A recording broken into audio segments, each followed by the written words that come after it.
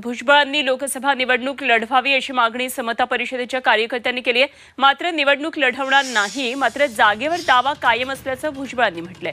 नाशिकमध्ये आज समता परिषदेची बैठक झाली आणि त्यानंतर भुजबळ बोलत होते। महायुतीने लवकरात लवकर उमेदवारी जाहीर करावी, अन्यथा जागेवर परिणाम होऊ शकतो असंही त्यांनी म्हटलंय।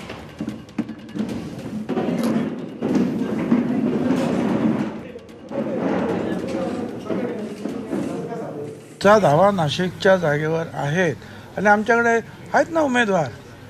आमच्याकडे माजी खासदार देवीदास पिंगळे आहेत, आमदार माणिकराव कोकाटे आहेत, नंतर ते आरिंगळे महाराज ते आहेत, महिला पाहिजे महिलांसुद्धा आमच्याकडे आहेत। ते आपल्या जिल्हाध्यक्ष काय आहेत आमचा बलकवडे मॅडम आहेत, इथे आहेत। या इकडे एवढ्या सगळ्या उभ्या राहिलेल्या उभं राहायला आमच्याकडे माणसं खूप आहेत, कारण आमचे हे लोक हे सतत काम करत असतात।